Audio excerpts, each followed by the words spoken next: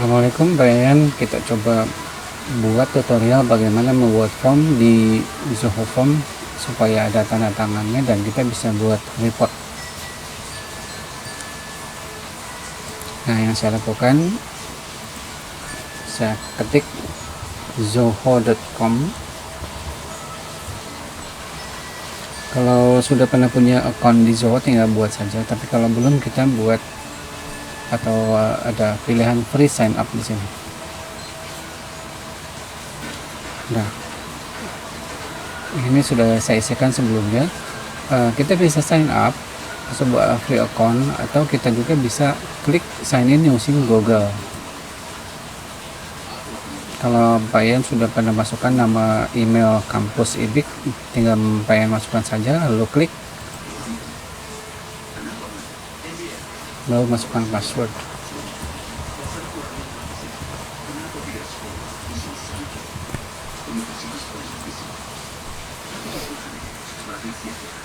Jadi kita bisa lewatkan pendaftaran dan kita bisa langsung login dan membuat sebuah akun Zoho-nya. Klik continue.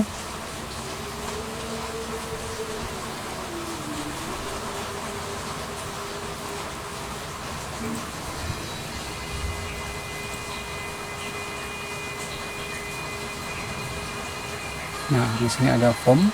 Saya klik form. Nanti akan masuk satu halaman yang baru yaitu form Zoho. Jadi Payan bisa klik lewat tadi zoho.com lalu sign up menggunakan akun Google. Kalau sudah, itu tinggal masuk aja ke forms.zoho.com. Nah, kita lihat setelah saya sign in menggunakan email Google, di sini saya akan menjadi sebuah account, memiliki sebuah account dengan email tertentu. Nah, bagaimana cara memulainya?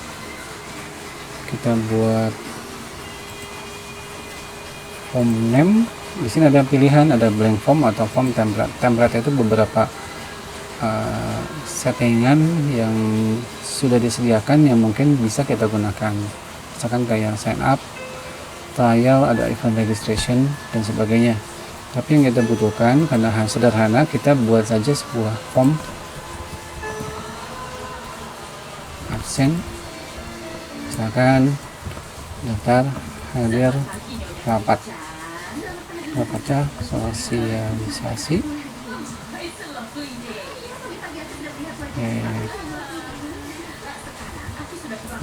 internal.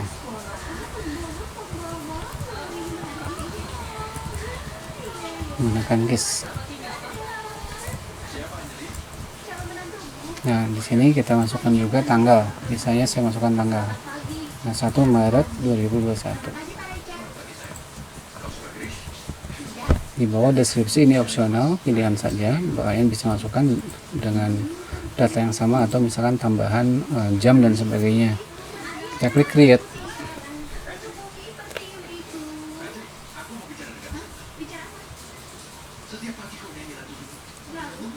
Oke, layaknya pengisian sebuah form, maka kita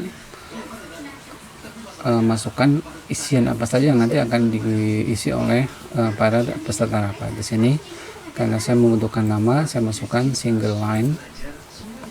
Nah, single line ini di sebelah kanan nanti akan muncul settingan lebih lanjut lagi.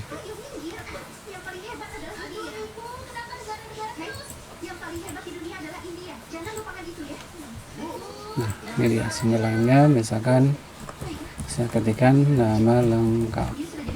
Nama biasanya kan ada dosen yang namanya pendek dan panjang, kita set medium, lalu kita pilih mandatory. Mandatory itu harus diisi. Oke, ini saya close dulu. Berikutnya saya masukkan lagi single line. Misalkan di sini jabatan medium dan mandatory. Nanti dosen bisa mengisikan dosen tetap, misalkan seperti itu.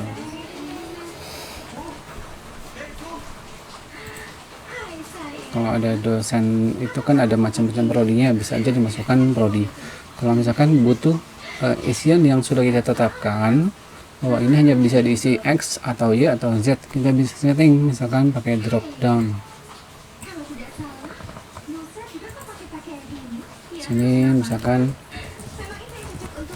ruang studi atau fakultas seperti itu. Nah di sini first choice-nya adalah bisnis misalkan, lalu second choice-nya fakultas informatika dan wisata. Satu lagi misalkan lokasi.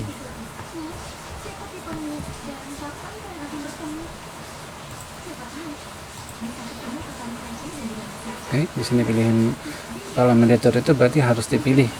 Kalau misalkan ada yang menghadiri rapat tapi bukan berasal dari fakultas tertentu, dia boleh tidak mengisi.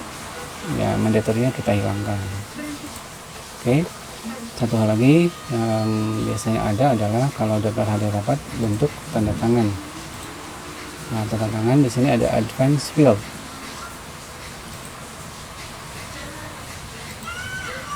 Ada signature, kita drag saja, klik dan drag. Lalu kita isikan di sini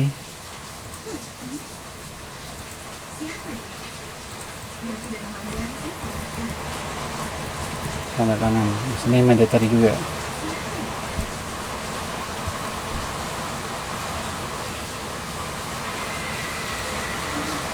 Oke.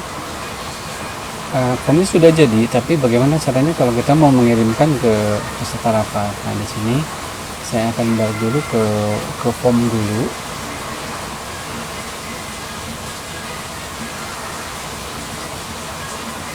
Kita lihat form yang sudah kita buat tadi. Ini dia. Sini ada beberapa settingan yang biasanya saya lakukan, yaitu kalau saya dekatkan pointer maka akan muncul menu di bawahnya. Saya klik setting.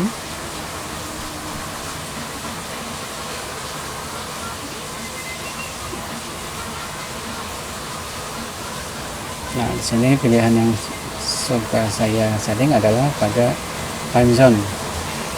Karena form ini bisa mengisikan data real time kapan si formnya diisi oleh waktu server. Jadi kita bisa juga mendapatkan IP address dari masing-masing yang peserta rapat yang mengisi. Kalau geolocation ini tidak harus, artinya nanti kita bisa menerima data GPS yang ada pada tiap-tiap perangkat. Kalau di handphone mungkin bisa aktif, tapi kalau di laptop mungkin akan kesulitan karena laptop tidak memiliki GPS. Nah, di sini saja. Lalu kita share. Di bawah ada tombol save dulu. Save. Sudah tersimpan. Di sini ada akses form. Akses form berarti kalau kita klik maka akan tampil kira-kira nanti tampilan yang akan dihadapkan oleh ke user seperti apa. Seperti ini. Lalu ini kita lihat kan alamatnya panjang. Ini berdasarkan judul form yang kita buat. Kita bisa ada pilihan share. Nah, di sini ada shorten URL. Kita perpendek URL-nya menjadi ini. Ketika saya klik, maka dia ada tulisan copy to clipboard. Berarti sudah di copy, tinggal kita paste. Contohnya, kalau saya klik di sini, saya klik kanan pilih paste, maka akan keluar formnya. Nah, ini formnya. Jadi link yang tadi akan secara otomatis, yang pendek ini akan secara otomatis memanjangkan diri. Berarti di zoomnya nanti kita tinggal paste aja yang pendek. Nah, saya coba mengisi formnya. Misalnya di sini ada open.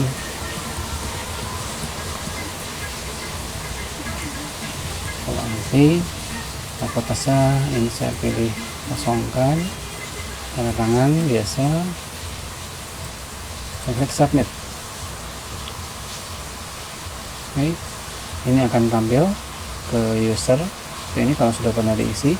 Dan dari sisi admin adanya Pak Yayan, nanti pada bagian form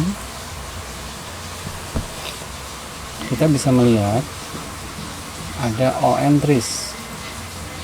Kita bisa buat report atau berikan printout berdasarkan all entries. All entries adalah data yang sudah pernah dimasukkan oleh user. Ini dia, ini hasilnya. Nanti tinggal kita print, yaitu kita buat list saja. Saya klik print, biasanya saya buat dalam print bentuk PDF. Nah, untuk dokumentasi secara administratif kita butuhkan data ini PDF. Kita print saja, kita simpan di desktop misalkan ini. Kita hadir, kita pengen bisa tentukan sendiri nama filenya.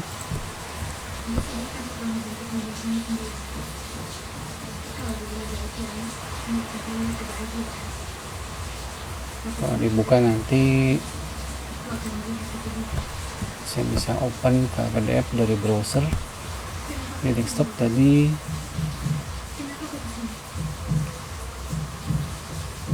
daftar hadir, ini dia.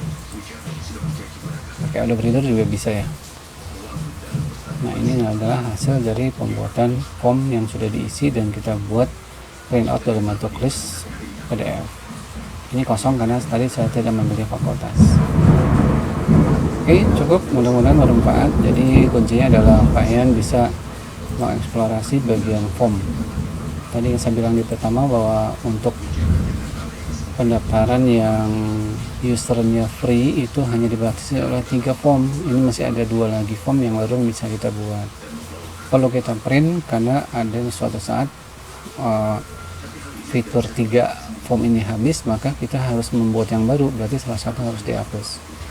Kalau saya klik subscription di sini terkait dengan jumlah dari form yang kita bisa buat akan tampil.